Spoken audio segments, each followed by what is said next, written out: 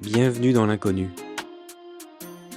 Le premier podcast où l'identité de l'invité est inconnue. C'est le podcast qui décolle les étiquettes sociales et ne se pose pas la question de ce que tu fais et se focalise sur qui tu es. Je vous invite à découvrir avec moi l'histoire d'un inconnu, un héros, une héroïne du quotidien, source d'inspiration. Ça va, ça va. J'ai l'impression que c'est un grand oral, mais cette fois me concernant. C'est bon, c'est bon. On commence ? Oui, je t'en Bon. prie. Oui. Je suis ravi d'être avec toi. Ben, moi aussi. Je suis contente de participer à cette expérience, vraiment. Écoute, je suis ravi de t'en faire profiter ou de te faire partager en tout cas. Oui. Merci de ta confiance, merci de ton temps. Oh, merci toi aussi de ta confiance, c'est un échange. Alors tu le sais, on est dans l'inconnu, le podcast qui ne se pose pas la question de ce que tu fais, mais se focalise sur qui tu es. On va donc garder ton identité et ta profession secrète durant notre épisode. Parfait. Parfait. Bon, pour commencer, j'aimerais savoir comment tu vas. Je vais plutôt bien. Je suis un peu fatiguée du fait de la naissance de ma petite fille il y a 3 mois mardi prochain. Ok. Mais je suis un peu dans un bouillonnement. Voilà. mais sinon, tout va bien. Tout va bien, ça va. Alors, qu'est-ce que ça fait de devenir maman ? C'est un bouleversement et ce qui me paraissait être des fois un peu incongru chez les autres, je fais pareil. Quoi, Voilà. par exemple ? Se lever 3-4 fois pour vérifier si elle respire. Je trouvais que c'était un peu idiot et puis je le fais peut-être 3-4 fois d'ailleurs. Voilà, j'avoue tout. Mais sinon, c'est formidable. L'idée de transmettre, c'est super. C'est super, voilà. Est-ce que tu peux nous dire où nous sommes ? Alors nous sommes à Bandol, dans ma résidence principale. C'est l'appartement que j'ai acheté quand j'ai commencé à travailler et qui a connu plein de joies, puis des peines, et puis un appartement que j'adore. Voilà. Appartement, tu me disais, Qui est en vente. qui est en vente. Oui, qui est en vente, puisque c'est plus un appartement pour un couple D'étudiante. avec un enfant. Eh oui. Voilà, d'étudiants, exactement. C'est plus possible. Voilà. Bon, je te propose de partir au hasard de la discussion. Parfait. Et pour partir au hasard de la discussion, je vais te laisser tirer un dé. Très bien. Un violet. Est-ce que c'est ta couleur préférée ? Non. Est-ce que tu veux ta couleur préférée ? Oui, pourquoi pas. C'est quoi ta couleur préférée ? C'est pas vraiment une couleur, mais ça serait plutôt du noir ou du vert. Ah, il y a le vert, je le vois. Attends, tu as 2 tailles de vert. Je te laisse choisir celui que tu veux. Oh, celui-là, c'est le premier que j'ai vu. C'est vrai ? Je te rends celui-là. Allez. On a 6 thématiques. D'accord. Est-ce que tu veux que je te dise les thématiques ? Oui, je veux bien. Ok. Ou tu pars, j'allais te proposer de partir Non, directement. au hasard, allez, tu as raison, au hasard. Allez, vas-y. Allez, au hasard, soyons fous. On est parti. J'y vais ? Allez. 5. 5. Le handicap. Je vais te poser une question. Qu'est-ce que le handicap ou que considères-tu comme un handicap ? Vu mon histoire familiale, c'est 2 choses pour moi. C'est un handicap ça peut être dû à une maladie de naissance qui fait que tu es une personne vulnérable, mais ça peut être aussi les conséquences d'une maladie, de la vieillesse qui diminue tes possibilités, tes capacités d'action, Ok. notamment sur le plan physique. D'accord, donc toi tu fais un lien avec la vulnérabilité. Oui. Ok. Oui, c'est ça. C'est une différence qui peut être parfois un plus, parce que c'est une vie. Souvent, les gens vulnérables ont une vision de la vie tellement différente que c'est un plus, et ça peut être quelque chose de lourd pour l'entourage, quand c'est une diminution des capacités. Alors, du coup, c'est marrant parce que tu parles de vulnérabilité et de force. Oui, mais c'est ça. Mais c'est ça parce que, en fait, il y a comme un système de résilience quand ça te touche, disons, du fait d'une maladie ou de la vieillesse. Je trouve qu'il y a vraiment une volonté de tenter de résister. Enfin, c'est comme ça que je le vois dans mon entourage. Voilà. Et après, quand c'est quelque chose qui est dû à une maladie de naissance, le vrai handicap, comme on peut l'entendre quand on s'interroge sur le mot, c'est presque une vision de la vie qui est parfois charmante. Du handicap, tu peux en faire une force Oui. ou quelque chose de différent. De différent. De différent. Faut-il encore qu'on ait l'entourage qui permette de le faire. Voilà. Ok. Du coup, le handicap est-il une chance ?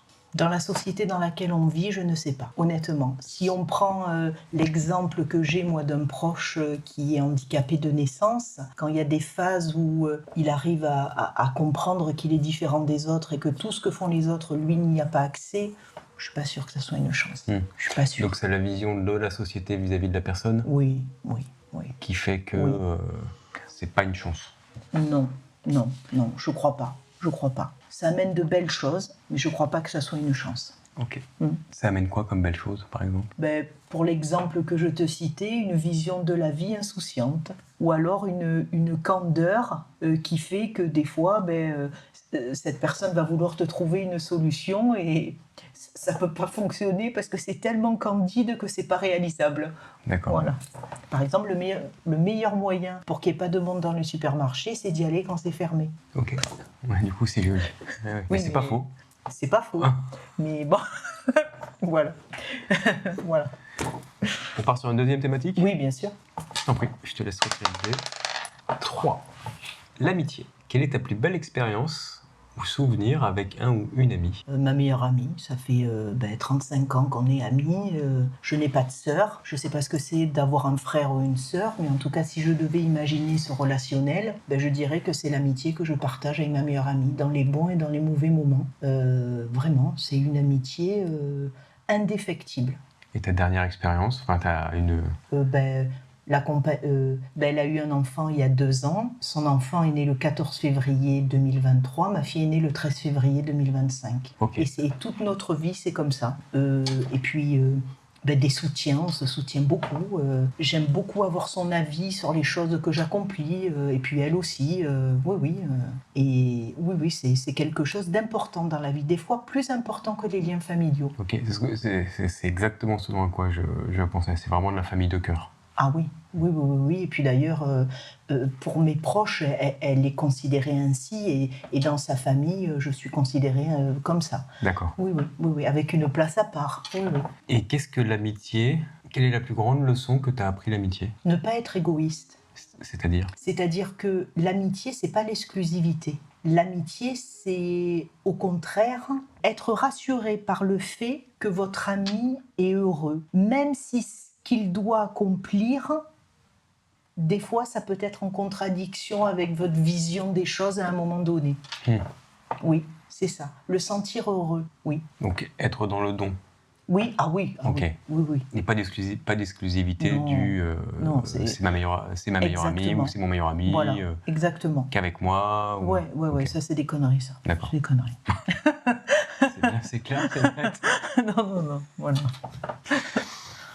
Est-ce qu'on peut vivre sans amis ? Je ne crois pas. Pourquoi ? Parce qu'on se nourrit des autres. Vu ma personnalité, je n'aime pas trop les amitiés de surface. Je n'ai pas énormément d'amis, mais j'ai un clan fidèle. Et ça, c'est très important pour moi. On a des connaissances avec qui on va partager un bon moment, mais le mot ami, pour moi, a une symbolique très forte. Si je dis que c'est mon ami, c'est comme quand on dit à quelqu'un qu'on l'aime, c'est quelque chose de fort. Donc, il y a presque une hiérarchie. Donc, vivre sans amis, je ne pourrais pas, parce que je ne suis pas sûre que ça nous donne sans on puisse affronter tout ce que la vie, des fois, nous réserve. Ok. Et du coup, un ami, c'est quoi pour toi ? La définition du mot ami ? C'est une personne qui n'est pas dans le jugement, qui va des fois vous bousculer, ça va pas vous faire plaisir. C'est une forme de pilier dans l'existence. C'est-à-dire qu'il vous aide à vous améliorer, l'ami, et vous lui rendez la même chose. Il y a un échange, mais il n'y a pas de comptabilité. Ok. Il n'y a pas de comptabilité, c'est ça. C'est quoi le truc le plus dingue que tu aies fait pour un ou une amie ? Je me suis jamais posé la question. Je me suis jamais posé la question. Je sais pas, il faudrait me poser la question. À ma meilleure amie, qu'est-ce que j'ai pu faire ? Ça me paraît pas dingue, moi, ce que j'ai fait. Donc, ça te paraît tellement naturel, en fait, pour une amie que... Exactement.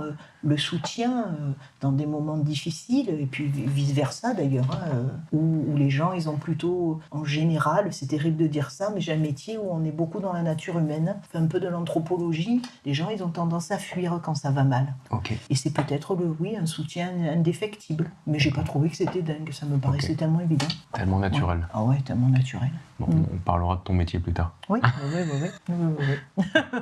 On va parler anthropologie, du coup, si j'ai bien compris. Oui, Non oui, bien sûr. Ah, oui, là, oui.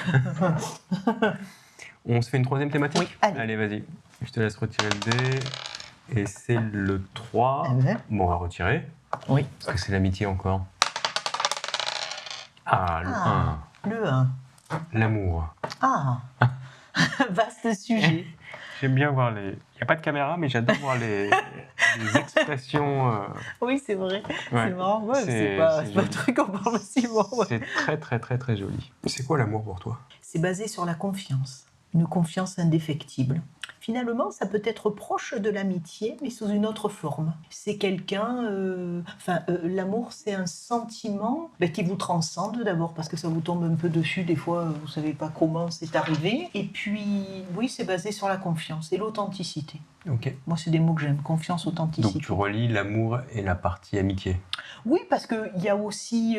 je pourrais considérer que mon mari, c'est mon meilleur ami, au masculin. Voilà. C'est pas évident à trouver, mais oui, c'est ça. Et puis, c'est aussi se sentir beau ou belle dans le regard de l'autre. Parce que finalement, cet échange, il nourrit et puis il nous permet de prendre confiance. C'est tout ça. Et puis, c'est l'envie de construire une famille aussi, que je n'ai jamais eue, moi. Voilà, c'est ça. Et que tu as construite. Oui. De dire, c'est le bon, et puis je vais construire pour transmettre, oui. Est-ce que tu penses que l'amour a besoin de durer pour être authentique? Moi, je suis une fidèle, alors, en tout. Ça fait 18 ans que j'ai le même associé, ça fait 35 ans que j'ai un meilleur ami. Je pense. Je pense qu'il peut avoir un coup de foudre, mais l'amour, le vrai, comme je l'entends, je pense qu'il doit s'inscrire dans la durée. Okay. Parce que justement, c'est face aux épreuves de la vie qu'on sait si cet amour est vrai ou pas. Voilà. Ah oui, s'il persiste en fait. S'il persiste. Non, je crois pas. J'aime pas trop les choses éphémères. Non, pas trop. Plutôt posé et dans la longueur, quoi. Oui. Comme à l'épreuve du temps. Oui, j'aime bien ça. Oui. Alors après, j'aime bien franchir les limites avec quelque chose d'un peu éphémère, voilà. Mais non, en règle générale, j'aime bien ce qui dure. Comme une forme de routine. Le mot, il n'est pas bien choisi, mais c'est un peu ça. Mais une routine qui se renouvelle tout le temps. Donc c'est plus une routine. Mais je vois ce que tu veux dire. C'est quelque chose de cadre, posé, quoi. Un cadre posé. Exactement, un cadre posé. Oui. Est-ce que je vais te poser une autre question sur l'amour ou pas? Je sais pas. Non. Je te propose de partir au hasard de la discussion. Oh. Oui, bien sûr. Au hasard de la... Non, n'importe quoi. Blablabla. On part vers le texte à trous. D'accord. Je commence tes phrases, tu les termines. D'accord. D'accord. Ok. Ok, pas de problème. Alors, d'accord. Ma plus grande source d'inspiration. Ah, ma meilleure amie. Elle est bien présente, hein? Ah oui, ma meilleure amie, c'est un rock, hein. Ah oui. Ok. Oui. Si elle nous écoute, on pense à elle. Oui. L'art de la simplicité, c'est... L'authenticité. Moi, bel cage, vilain oiseau, c'est pas mon truc. Authenticité. Et comment tu la mets en place, l'authenticité? En étant soi-même dans toutes les circonstances. Voilà. Et dans la société dans laquelle on vit aujourd'hui, est-ce que c'est simple d'être authentique? Non, mais pourtant, quand on arrive à avoir une discussion un peu plus profonde avec les gens, on se rend compte que c'est aussi leur quête. Mais souvent, ils ont pris le mauvais chemin. Et ça t'arrive souvent d'avoir ces types de discussions profondes? Oui, mais j'ai une facilité à ce que les gens se confient à moi, mais hors cadre professionnel. De manière globale. Oui, ça a toujours été un peu comme ça. Mais oui, je trouve que souvent les gens sont en quête d'authenticité, mais ils se trompent de route, à mon sens. Hein. Peut-être que c'est moi qui ai une mauvaise vision. Hein. Ouais. Mais oui, je trouve. La dernière fois que j'ai cuisiné... Hier soir, j'adore cuisiner. Donc, et c'était quoi? C'était un chili con carne. Pas mal. Oui, je fais tout moi-même. Moi, j'aime bien cuisiner. Épicé? Un peu, parce que j'ai un mari qui achète du piment de Belize à je sais pas combien sur l'échelle de la force. Voilà. Okay. Donc oui, un peu épicé. Sympa. Oui. Ma dernière crise de larmes. Il n'y a pas très longtemps, un mois. C'est la machine à café qu'on entend. Oui, qui se nettoie. Oui, c'est normal. Ça revient de manière récurrente oui.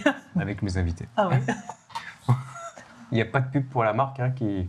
Non. Excuse-moi, je t'ai coupé.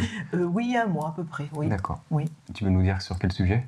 Sur un trop-plein lié à l'arrivée de ma fille, que je ne me suis pas trop arrêtée pour pouvoir pas trop avoir de retard dans ma profession, et voilà, un trop-plein. Un trop-plein. Après, je rigole, ça va, une fois que j'ai vidé mon Et sac. tu as réussi à faire rebaisser la pression? Oui, parce que je suis bien entourée, oui. J'essaie de relativiser. Je suis quelqu'un qui me remet beaucoup en cause, alors j'essaie toujours de rectifier le tir. Alors des fois, je ne suis pas très bonne, et puis des fois, j'y arrive bien. Voilà. D'accord. Là, tu es bien arrivé? Là, ça va pour Ça l'instant.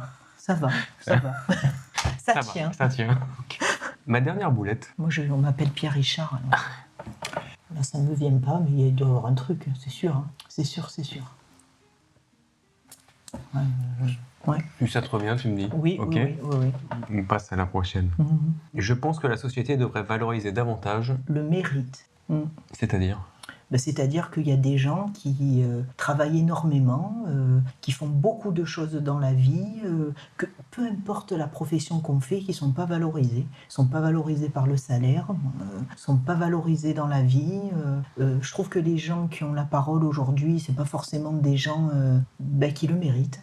Voilà. Et cette idée de mérite, d'ascension, ça me plaît bien. Ça me plaît bien. Oui. La chose la plus courageuse que j'ai faite est... Je sais pas, de relativiser l'accouchement. Et... je sais pas courageuse, je sais pas. Tu penses que t'es pas courageuse? Ça dépend ce que c'est. Mes proches vous diraient que je suis bête de dire ça, parce que la plus courageuse, je serais incapable de dire, à part ça. Je suis sûre que t'es courageuse. On est tous courageux. Oui. Enfin, je parle de ce principe. Oui, mais... je crois. Non, mais je crois, oui, mais... Ouais, Mais là, dire la plus courageuse que j'ai faite... Ou une des choses les courageuses que tu as faites, pas forcément la plus. Accompagner mes parents dans la maladie, oui. Et encore, je ne me suis pas trouvée au top. Mais moi, je ne me trouve jamais au top. Ok. Je trouve toujours qu'on peut mieux faire. J'ai l'impression de le comprendre. Ouais, okay. C'est très chaud ça. Ok. Ouais. Travailler sur soi, quoi. Oh, ouais. Allez, une dernière. Quand je me vois dans le miroir... Je m'accepte. C'est un long travail. C'est un long travail. Je m'accepte. Oui. Mais ça, c'est grâce à mon mari. Tiens, c'est ça l'amour aussi. Oui, je m'accepte. Oui, j'ai pas du tout pris de poids pendant ma grossesse. Et j'en ai pris là après, parce que comme j'étais diabétique, j'avais un diabète gestationnel, il fallait que je fasse attention. Donc je n'ai absolument pas pris de poids. Enfin oui, le poids du bébé. Et puis quand j'ai accouché, j'ai eu un peu faim, j'ai remangé. Et là, je vais refaire attention. Mais moi, c'est un cycle, ça. D'accord. Voilà. Mais ça du coup, c'est intéressant. C'est joli ce que tu dis. Je m'accepte en partie grâce à mon mari. Oui, c'est vrai. Et tu reviens au sujet de l'amour. Oui. Mais c'est le fameux regard dans le... Oui, bien sûr. Oui. Dans le regard de l'autre. Je m'accepte. Voilà. Oui. Je suis jamais rentrée dans un trou de souris, moi. J'ai toujours été plutôt communicante.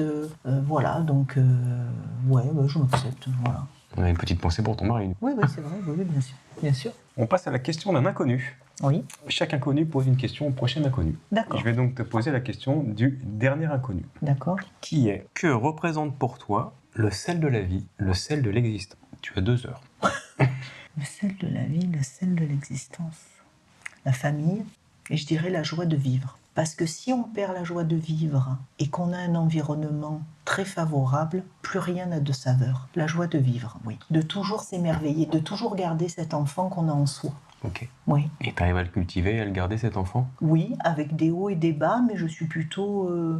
je m'émerveille, oui, plutôt. J'essaie, mais on peut le perdre, parce que des fois la vie elle est rude, et on peut le perdre, on peut la perdre rapidement, cette joie de vivre, je trouve. Et pour toi, c'est quoi garder cet enfant? Tu parles d'émerveillement, là? C'est par exemple faire beaucoup de choses. Nous on aime bien sortir, on est tous les deux avec mon mari très épicurien, les joies de la vie, voilà, avec si possible le moindre de contraintes possible, voilà. Ok.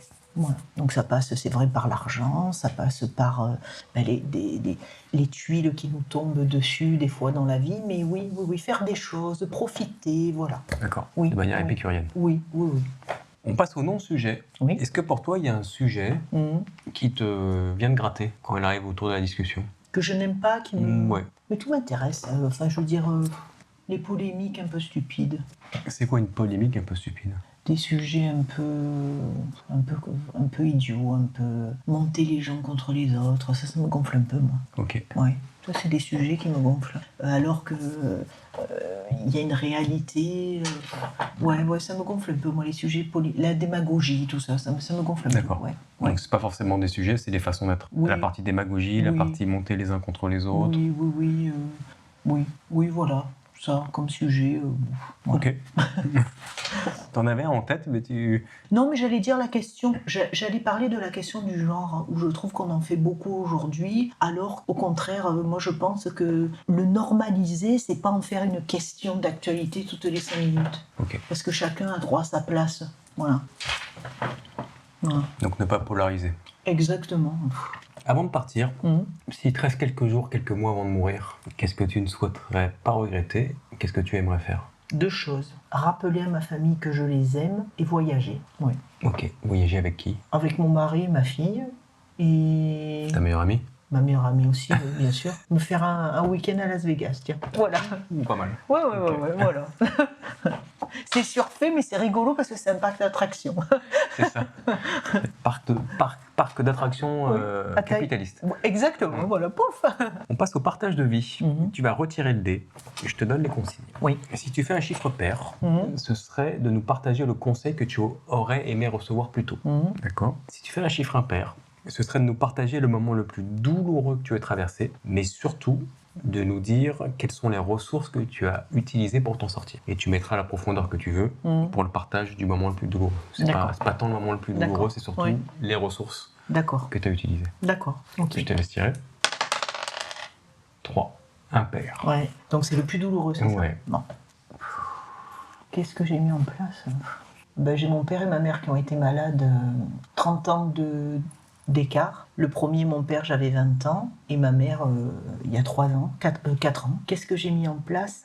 Beaucoup d'abnégation. Et qu'est-ce que ça m'a permis Comment j'ai pu évoluer par rapport à ça? Je pense que je suis devenue plus douillette. Ça va peut-être te surprendre. D'accord. Oui, c'est-à-dire que je les ai vus souffrir, parce que, pas du fait de leur maladie, mais du fait du traitement pour qu'ils s'en sortent. Et ça m'a endurci pour affronter les choses. Oui. Voilà. Et pourquoi plus douillette, du coup? Parce qu'en fait, plus douillette, je ne le suis plus. Ah oui. Je ne le suis plus parce que voilà. Je pensais que tu devenais plus douillette. Oui, non, au contraire. Tu es moins douillette. Ouais, donc tu t'es endurci. Oui. Ok. Donc du coup, ce qui est pas, ce qui. Oui. Et c'est pour ça que je te disais tout à l'heure que pour moi, l'accouchement, ça a été quelque chose. Bien sûr, ça fait mal, mais enfin, voilà, j'ai bien résisté. Moins douillette. Moins douillette. Beaucoup moins douillette. Ok. Donc beaucoup d'abnégation pour surmonter justement ces épreuves. Oui. Ok. À se conditionner avant d'entrer dans des centres anticancéreux, voilà. Ouais. Ok. J'ai beaucoup de mal, moi. Ouais. Merci de ce partage. C'est à ton tour de poser une question au prochain inconnu. Quelle question aimerais-tu lui poser? Est-ce que vous avez confiance en vous? Est-ce que vous avez confiance en vous? Du coup, je vais me permettre de te la poser. Est-ce que tu as confiance en toi? Quand je suis dans un rapport de force, énormément. C'est-à-dire que dans le cadre de mon activité, quand je mets je lâche rien. Ok, mais je vais mettre un bip, tu le sais. Oui, c'est vrai, mince. Mais c'est pas grave, Dans le cadre de mon activité, oui. Mais non, mais je vais le laisser, c'est très bien. Oui, tu as raison. Mais je vais mettre un bip. Parce que... Dans le cadre de mon activité, oui, parce qu'il le faut. Dans le cadre de ma vie privée, toujours l'impression que je fais que bof, ce que je fais, c'est bof. Voilà. Ce que j'accomplis, c'est bof. Voilà. Et tu sais pourquoi il y a une différence entre... Parce qu'au final, au fond, tu es une seule et même personne. C'est l'apparat. J'allais dire le costume, mais dans le bon sens oui, peut-être. du terme. Peut-être. Ça peut être un costume, tu vois. Je me sens plus nue dans la vie privée, oui, c'est possible. Costume ou tailleur pour une femme, toi en mode... Oui, c'est plus ça. Alors ça s'est beaucoup amélioré, et d'autant plus depuis que j'ai eu ma petite, j'ai beaucoup plus de confiance en moi, mais c'est un long travail. Un très long travail, la confiance en soi. Et c'est essentiel, à mon sens. D'accord. Il ne faut pas en avoir trop, mais l'effet inverse, il n'est pas bon non plus. Il faut avoir le juste dosage. Et qu'est-ce que ça permet, justement, si tu commences à prendre confiance en toi? D'être serein. Ça t'apporte de la sérénité? Oui, parce que si à chaque fois que tu fais quelque chose, on te fait une remarque et que tu en fais toute une problématique qui te déstabilise, c'est pas une vie. Voilà.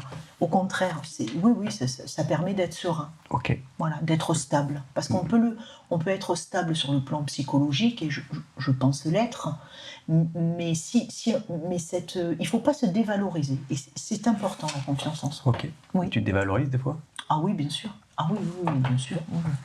Oui. Mais un petit peu moins. Mais un petit peu moins aujourd'hui. Beaucoup moins. Et beaucoup moins par rapport à demain. Ah, ça c'est sûr. Ça c'est sûr.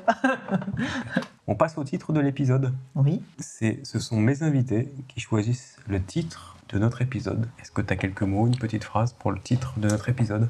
Il faut que ça soit quelque chose de général, ou il faut... ce qui me vient. Inspiration. Sur le moment qu'on est en train de vivre, Oui. sur ce que tu as dit. La confiance d'une discussion. Oui. Parfait. La confiance d'une discussion, ce sera le titre de notre épisode. Je fais des titres. On passe à la dernière question. Oui. Et la dernière question est de répondre à la plus grande inconnue de celui-ci. Qui es-tu ? Une fille, ça c'est ma certitude. Comment on se définirait ? Comment on se décrirait ? Tu peux tout décrire. Tu peux être ton nom, ton prénom, ta profession si tu veux, qui tu es, ce que tu fais dans la vie. Je suis Élodie, une fille authentique, aimante, fan absolue de Marcel Pagnol. Voilà. Alors ce qui est quand même dingue, c'est que le bâtiment... Oui, je sais. Oui. Mais d'ailleurs, tu habites, c'est le bâtiment je Pagnol. me suis dit c'est un signe.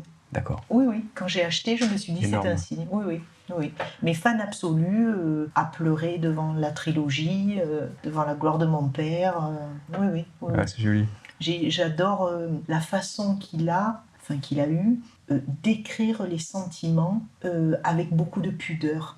Et finalement, quand un compliment ou un sentiment est exprimé par un personnage méridional, c'est très fort parce que c'est maladroit, mais c'est tellement aimant. Et c'est quelque chose qui me fascine, cette façon. Oui. En tout cas, chez moi, ça engendre... comment dire, je suis très réceptive parce que c'est un peu ces personnages méridionaux que je retrouve dans ma famille. Voilà. Mon grand-père aurait pu être un personnage de Pagnol. Ok. Voilà. Génial. Est-ce que tu veux rajouter quelque chose, Élodie ? Non. Est-ce que tu veux nous en dire plus sur toi, ton activité, sur... Mon activité, c'est une activité que... Parce que tu parlais de... le terme m'échappe de... De quoi tu m'en... c'est pas fait, c'est... D'anthropologie. D'anthropologie. Oui, parce que j'ai un métier. Je dis toujours, je dis jamais le métier directement. Je dis toujours que mon métier, c'est de régler les problèmes des gens. Et du coup, les gens s'y intéressent et puis on arrive à discuter. C'est un métier où on rentre dans l'intimité des gens. Même si ils viennent me voir pour un litige relatif à une succession, à de l'immobilier, c'est quelque chose c'est un métier qui nous fait rentrer dans la vie des gens. Et je dis souvent, on fait beaucoup d'anthropologie. Et la gestion de l'humain, c'est un paramètre très important. Voilà, c'est un métier que j'exerce depuis maintenant 18 ans, qui m'a procuré beaucoup de joie, qui me demande beaucoup, qui m'a pas permis d'accéder à quelque chose dans le sens où je suis la même avant-après. Je faisais pas ça pour la tenue, c'est pas du tout mon truc. D'ailleurs, quand je sors, j'évite de dire spontanément ce que je fais. Métier. Mais c'est un métier intellectuellement que j'adore, qui demande beaucoup, même si les études ont pu être faciles. Quand on sort du centre de formation, on découvre, mais c'est un métier passionnant. Le droit est une arme. Vous l'aurez deviné, je suis avocat. Qu'est-ce que, d'un point de vue anthropologique, justement, le truc le plus dingue, toi, ou la chose que tu as apprise Quand on a souffert enfant, on a du mal à pousser droit. C'est l'image, je dis souvent, je ne fais pas de pénal, moi. Même dans des décisions qui relèvent du civil, des juridictions civiles, souvent on voit dans le parcours de personnes que les mauvais choix ont été faits parce qu'il n'y a pas les bases. et que l'enfance a été difficile. C'est comme si on veut faire pousser une fleur, mais on n'a pas de tuteur. La tige aura tendance à partir à droite et à gauche. Ça, c'est souvent ce que je constate. Et peu importe l'ascension sociale que le client a pu connaître, je trouve que ça vaut dans tous les milieux. Quand l'enfance a été difficile, le petit enfant qui reste en nous, il grandit mal. Et il ne va pas avoir les armes pour prendre la bonne décision pour acheter, par exemple. Il ne va pas voir que la situation, elle n'est pas normale. Plein de choses comme ça. Intéressant. Oui. Pour finir, est-ce que tu vas rajouter quelque chose, Élodie ?